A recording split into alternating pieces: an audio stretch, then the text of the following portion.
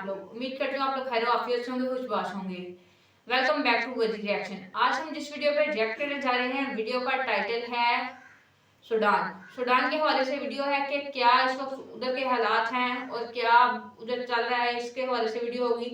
तो सबसे पहले तो सूडान के लिए दुआ करें कि वहाँ के हालात अच्छे हो जाए, इंसानियत को ना लोग ज़्यादा से ज़्यादा ना प्रमोट करें ताकि उनके लिए भी बेहतरी आए इस हालात में। जैसे वो चल रहा है अभी तो बहुत ही ज़्यादा ख़राब हालात है। इसी के हवाले से वीडियो है, तो काइंडली उनके लिए दुआ करें और साथ में इसके लिए अपने प्लेटफॉर्म पे आप अगर यूट्यूब, इंस्टा जो भी इस्तेमाल करते हो वहाँ पे इनके लिए आवाज़ उठाएं, तो ताकि बैनुल-अक़वामी ताकतें जो है ना वो इसके ऊपर कंट्रोल कर सकें। अदरवाइज़ जो वहाँ के हालात हैं, जैसे बच्चे भूख से मर रहे हैं, जैसे औरतें और जवान और बूढ़े जो भी वहाँ पे हालात उनको मारा जा रहा है, तो इनके इंसानियत के लिए आवाज़ उठाएं। मुसलमानों के लिए, मुसलमान होने के नाते ही आप आवाज़ उठा दें ताकि क़यामत के दिन अल्लाह ताला अगर पूछे तो हम ये कह सकें कि हमारे पास इतने वसाइल नहीं थे कि हम कुछ और कर सकते, लेकिन हमने इनके हक़ में आवाज़ उठाई है। तो काइंडली चैनल को सब्सक्राइब मस्ट कीजिएगा, साथ में वीडियो को लाइक भी लाज़मी करें। आपका इस बारे में क्या पॉइंट ऑफ व्यू है, इसके ऊपर भी हमें ज़रूर बताइएगा। तो चलिए वीडियो शुरू करते हैं। वीडियो हसी टीवी की तरफ से, तो काइंडली इनके चैनल को भी सब्सक्राइब कर दें। चलिए वीडियो शुरू करते हैं। सूडान में इस वक्त क्या हो रहा है? इंटरनेट पर इसके मुतालिक इंतहाई दर्दनाक मनाजिर देखने को मिल रहे हैं जिनको अल्फाज में भी बयान करना मुश्किल है। जिंदा लोगों को दफन किया जा रहा है, लटकाया जा रहा है, औरतों बच्चों को मारा जा रहा है जिनको ये तक नहीं पता कि इनका कसूर क्या है। गजा की तरह नस्ल कुशी जारी है, पर सबसे ज्यादा अफसोस इस बात का है कि यहाँ पर मरने वाले भी मुसलमान हैं और मारने वाले भी सूडान के ही लोग हैं और मरने वाले भी। एक वक्त में अफ्रीका का सबसे बड़ा मुल्क जो कि सोने और कुदरती मादनियात के पहाड़ों के साथ दुनिया के अमीर तरीन मुल्कों में शामिल होने की सलाहियत रखता है, आज इतना गरीब क्यों है कि इसकी 70% अवाम गरीबी और भूखमरी का शिकार है। इनकी आपस की खाना जंगी की कहानी क्या है जिसकी वजह से ये टूटकर दो हिस्सों नॉर्थ सूडान और साउथ सूडान के अंदर तकसीम हुआ? क्या वाकई ही यूएई इस नस्ल कुशी को सपोर्ट कर रहा है अपने सोने की सप्लाई को बंद होने से बचाने के लिए? किन दो जनरल्स की इक़्तिदार की हवस और दौलत की लालच ने इस मुल्क को तबाही पर ला खड़ा किया है? इस वक्त सूडान के क्या हालात हैं और सबसे बढ़कर के इसका हल क्या है?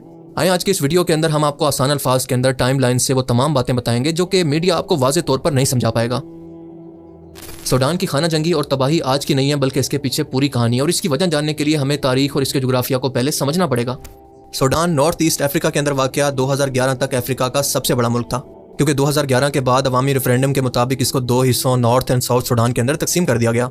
साउथ सूडान ने 9 जुलाई 2011 को नॉर्थ से आज़ादी हासिल की, जिसके अंदर ज़्यादातर क्रिश्चियन लोग मौजूद हैं, जबकि नॉर्थ सूडान रेड सी के करीब मौजूद है जो कि मिस्र की सरहद से मिला हुआ है। इसका नॉर्दर्न हिस्सा दारफोर नील के किनारे पर मौजूद है, जबकि इसका ईस्ट यानी मशरकी वस्ती हिस्सा बहरे अहमर के या फिर रेड सी के नजदीक मौजूद है, और इसी जगह पर पोर्ट सूडान भी मौजूद है। अब ये जितनी भी लड़ाई और जंग हो रही है, जितनी भी तबाही हो रही है, वो इसी नॉर्थ सूडान के अंदर हो रही है, खसूसन दारफोर और अल-फशर के इलाके के अंदर। लिहाजा हम साउथ सूडान को छोड़कर नॉर्थ सूडान की बात करेंगे।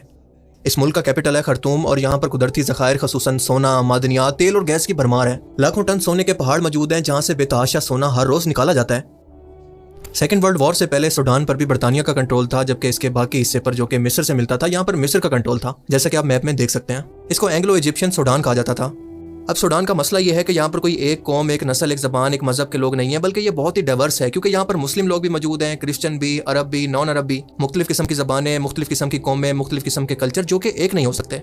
मगर जब दूसरी जंग अजीम के बाद साल 1956 के अंदर सूडान को आज़ादी मिली तो बरतानिया ने इसके साथ भी वही किया जो कि इंडियन सब कॉन्टिनेंट के साथ किया था। अब मसला ये था कि सूडान के अंदर आज़ादी मिलने से 1 साल पहले से यानी 1955 से सिविल वॉर चल रहा था, और इन लोगों का कहना था कि ब्रिटिश ने नॉर्थ साइड पर ही सारी डेवलपमेंट किया, जबकि साउथ साइड को हमेशा नज़रअंदाज किया है। इसके अलावा इनका कहना था कि सूडान पर एक साथ दो ताकतों ने यानी बरतानिया और मिस्र ने इनको अपना गुलाम बना रखा है, इनके वसाइल और दौलत को अपनी मर्जी से जितना चाहे लूट रहे हैं, हालांकि इन तमाम वसाइल पर सूडान के लोगों का हक है। लिहाजा यहाँ की अवाम अब इन दोनों ताकतों से तंग आ चुकी थी और इनसे आज़ादी चाहती थी। अब बरतानिया क्योंकि दूसरी जंग अजीम के बाद इतना कमजोर हो गया था कि मजीद इन मुल्कों पर कंट्रोल नहीं रख सकता था, लिहाजा इसने इंडियन सब कॉन्टिनेंट की तरह सिर्फ कुछ सीधी लाइनें डालकर इसके जोग्राफिया को, इनके कल्चर को समझे बगैर इनको इस तरह से तकसीम कर दिया कि ऐसे इख्तलाफात और झगड़े खड़े हुए जो कि आज तक खत्म नहीं हुए। आप जरा सूडान का मैप देखें, आपको ऐसा लगेगा जैसे किसी बच्चे ने होमवर्क से जान छुड़ाने के लिए स्केल लेकर बस सीधी लाइनें खींचकर पकड़ा दी हों कि ये लो तुम्हारा मुल्क। आज़ादी मिलने के बावजूद भी जो सिविल वॉर सूडान के अंदर चल रहा था वो 1972 तक यानी तकरीबन 17 साल तक ऐसे चलता रहा, जिसकी वजह से दोनों तरफ से लाखों सूडानी मारे गए। आखिरकार 1972 के अंदर ये अदास बाबा एग्रीमेंट के बाद खत्म हो गई। मगर मसला ये था कि इस एग्रीमेंट से सिर्फ 3 साल पहले यानी 1959 के अंदर जाफिर अल नमीरी नाम के एक डिक्टेटर ने मौजूदा हुकूमत का तख्ता उलटकर हुकूमत पर कब्जा कर लिया था, और ये 1985 तक हुकूमत में रहा। लेकिन आप जानते हैं कि फौजी क्योंकि एक सियासतदान नहीं होता, लिहाजा इसके गलत फैसलों की वजह से सूडान के अंदर एक बार फिर से सिविल वॉर की शुरुआत हो गई। फिर इसके बाद टाइम आता है सुडानी मिलिट्री चीफ उमर अल बशीर का। इस बंदे ने प्राइम मिनिस्टर सादिक अल मेहदी को ओहदे से हटाया और इसके बाद 1993 के अंदर सुडानी प्रेसिडेंट अहमद अल मीर गनी को ओहदे से हटाकर हुकूमत पर कब्जा कर लिया। अब इस बंदे को अच्छी तरह से पता था कि जैसे मैं हुकूमतों का तख्ता उलट कर आ रहा हूँ, ऐसे कोई नया आर्मी चीफ आएगा तो रातों रात मेरी हुकूमत का भी तख्ता उलट देगा। लिहाजा इस बंदे ने सुडानी आर्मी के बराबर एक ऐसी फोर्स बनाने का फैसला किया जो कि इसके मातहत रह सके, इसकी हुकूमत का तख्ता उलटने से रोक सके और इसकी हिफाजत इस तरह से करे कि इसको खुफिया इन्फॉर्मेशन ला कर दे कि इसके खिलाफ मुल्क के अंदर कोई बगावत तो नहीं हो रही, यानी कुल मिलाकर इसको हुकूमत में रहने में मदद कर सके, क्योंकि ये टीम इसके वफादार साथियों पर मुश्तमिल थी। और उमर अल बशीर का यही एक फैसला नॉर्थ सुडान के अंदर मौजूदा तबाही की वजह भी है, क्योंकि साल 2005 के अंदर कागजात के अंदर नॉर्थ और साउथ सुडान का बंटवारा हो गया था और 2011 के अंदर जाकर इनको अलग कर दिया गया और इस तरह से नॉर्थ सुडान का हिस्सा उमर अल बशीर के हिस्से में आया।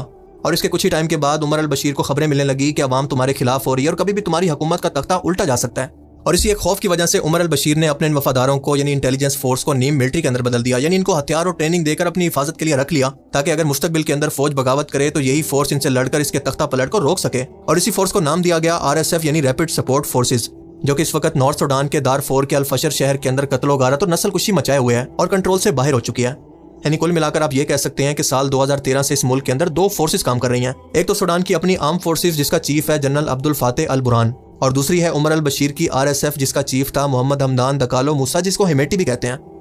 अब हालत ये थी कि एक तरफ जहां पर सुडानी आर्म फोर्सेस बॉर्डर और सिक्योरिटी को देख रही थी, तो दूसरी तरफ उमर अल बशीर की RSF नॉर्थ सुडान का गोल्ड और मिनरल निकालकर इसके लिए खूब दौलत इकट्ठी कर रही थी और इसी गोल्ड को गल्फ कंट्रीज खसूसन UAE को स्मगल करके खूब पैसा कमाती थी। इसके अलावा उमर अल बशीर की ये RSF सिक्योरिटी का काम भी कर रही थी और इसके सियासी मुखालफिन को भी चुन चुनकर कत्ल कर रही थी।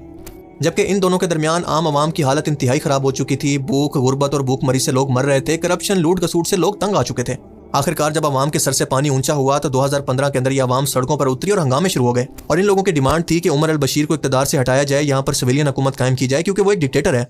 अब यहाँ पर मजे की बात यह है कि वही RSF जिसको उमर अल बशीर ने अपनी हुकूमत को बचाने के लिए बनाया था, जब इसने देखा कि अवाम उमर के खिलाफ जा रही है और इसके खिलाफ बहुत ज्यादा मुश्तिल है, तो खुद इसके चीफ ने सुडानी आर्मी चीफ के साथ मिलकर ये साजिश की कि हम दोनों मिलकर उमर अल बशीर का तख्ता पलट कर देते हैं और ये बेहतरीन टाइम है और फिर इसके बाद दोनों मिलकर हुकूमत को बांट लेंगे। लिहाजा हमने देखा कि साल 2019 के अंदर उमर अल बशीर की हुकूमत को खत्म करके इसको जेल में डाल दिया गया। सुडानी अवाम खुशी से सड़कों पर निकल आई। मुल्क के अंदर जश्न का सामान था और लोगों को उम्मीद थी कि अब इनका अच्छा दौर आने वाला है, पर ये इन बेचारों की बहुत बड़ी गलतफहमी थी क्योंकि ये तो बुरे से भी ज्यादा भयानक दौर की शुरुआत थी।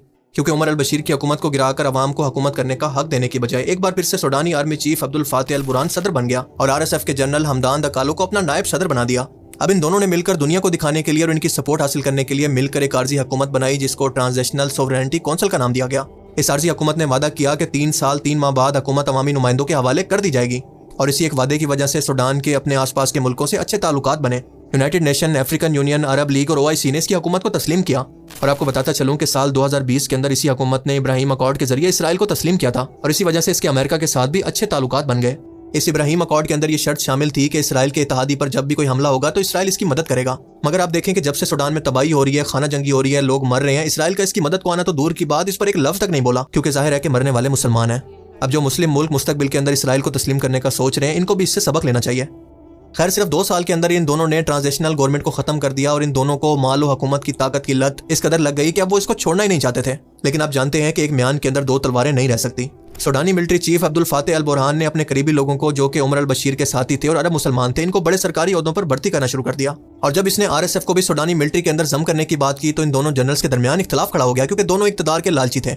आपको बताता चलूं कि हेमेटी या फिर हमदान दकालो अरब नहीं है बल्कि दारफोर के एक बैकवर्ड इलाके से ताल्लुक रखता था। इस बयान के बाद उसको ऐसा लगा कि अरब के एलीट लोगों ने हम पर हुकूमत करके हमको दीवार से लगाने की कोशिश की है। लिहाजा इसने खुद पूरे सुडान पर कब्जा करने के लिए दारुल हुकूमत खर्तूम के अंदर 15 अप्रैल 2023 को सुडानी मिलिट्री चीफ अब्दुल फातेह बुरहान के घर पहुंचकर अपने लड़ाका के साथ इसके घर पर हमला कर दिया। लेकिन अब्दुल फातेह किसी तरह से बच निकला और उस टाइम के बाद से इन दोनों के दरमियान इक़्तिदार के लिए बाकायदा जंग की शुरुआत हो चुकी है, जिसकी कीमत सुडान की अवाम अदा कर रही है।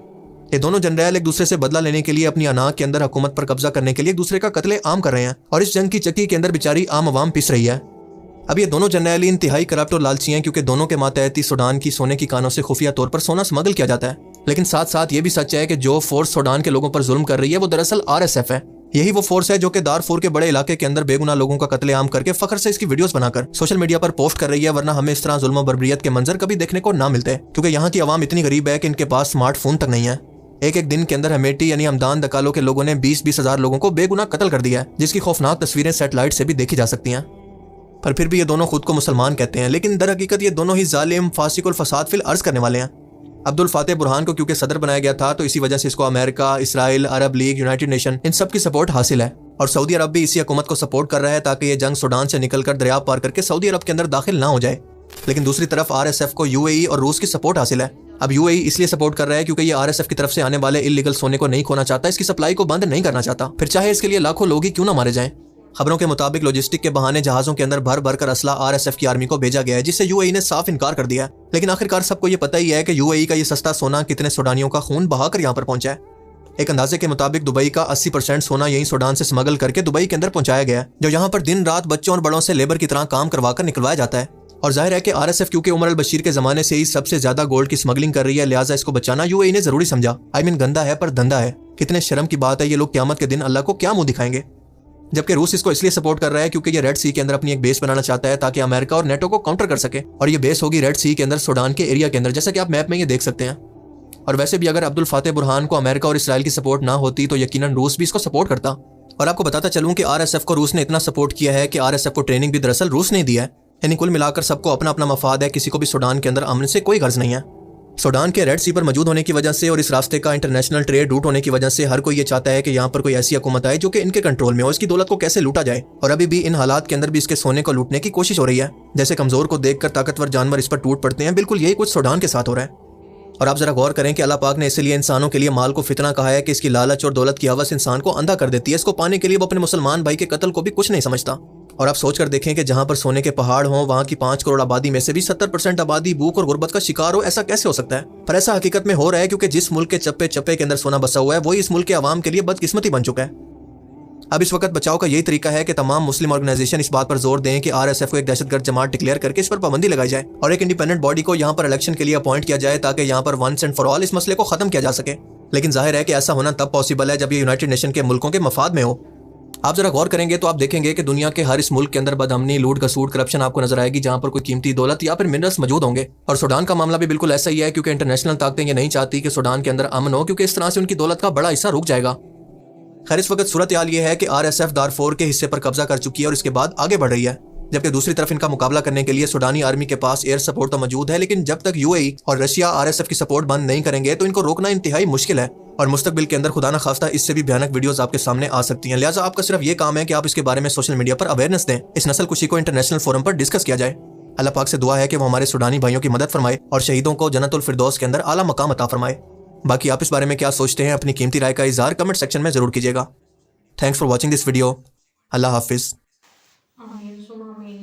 ये थी आज की वीडियो। जैसा कि मैंने आपको बताया है कि हमारा जो काम है वो वाकई अवेयरनेस देना है ताकि लोग इसके ऊपर ज़्यादा से ज़्यादा आवाज़ उठाएं। बैनुल अक़वामी जो ताकतें हैं, बड़ी ताकतें हैं, मुस्लिम ममालिक जो हैं वो उसके ऊपर आवाज़ उठाएं तो ये चीज़ रुक सके। लेकिन जैसा कि देखा जा सकता है कि यूएई का कहा जा रहा है कि वो सपोर्ट कर रही है आरएसएफ को और वही कत्लो गायब करके और खुद ही वीडियोस बना के सोशल मीडिया पे फैला रहे हैं कि हमारा रोब और दबदबे में लोग रहें, इसके हवाले से खौफजदा हों।